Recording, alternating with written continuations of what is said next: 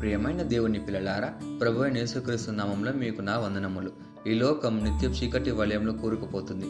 పాపం, అసత్యం, భయం, నిరాశ, అంధకారం పెరుగుతూనే ఉన్నాయి.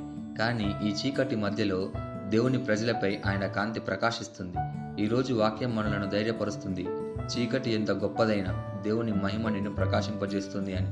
ఈరోజు దేవుని వాగ్దానము యెషయా గ్రంథము 60వ అధ్యాయము 2వ వచనము.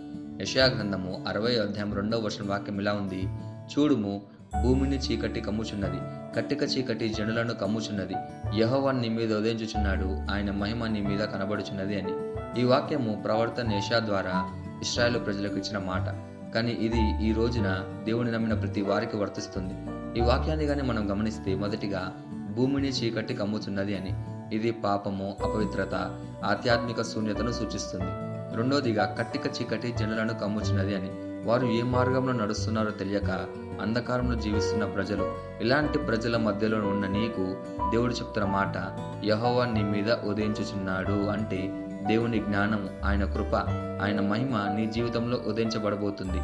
ఆయన నీ మీద మహిమను ప్రదర్శిస్తాడు. నీ చుట్టూ ఉన్న చీకటిలో నీవే ఒక వెలుగు బింబు అవుతావు.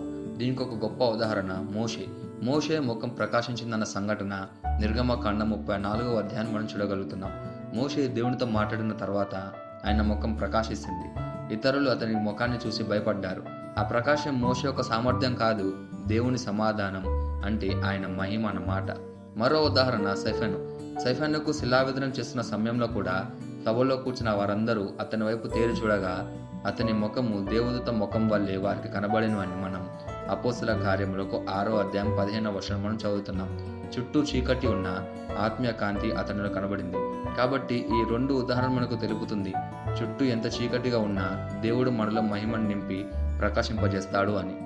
ఈ వాగ్దానాన్ని మన జీవితానికి ఎలా తీసుకోవాలంటే, మొదటిగా ఈ లోకపు చీకటిని చూసి భయపడకూడదు.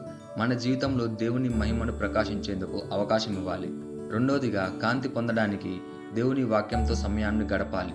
చీకటిలో ఉన్న ఇతరులకు మనం వెలుగుగా మారాలి. ఈ వాగ్దానాన్ని స్వతంత్రించేలాగా మనం ప్రార్థన చేద్దాం.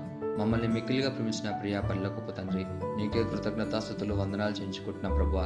ఈ లోకాన్ని చీకటి కమ్ముతున్న వేళ నీ మహిమ నా మీద ఉదయించిందనే వాగ్దానం నాకు ఇచ్చినందుకు నీకే ధన్యవాదాలు చేయించుకుంటున్నాం ప్రభువా. నా జీవితంలో నీ కాంతి వెరసిల్లేలా నన్ను మలుచుము ప్రభువా. నన్ను నీ ప్రతిబింబంగా మార్చుము. నాలో నీ వెలుగు చూసి మరికొంతమంది నీకు ఆకర్షించేటట్లు చేయుము.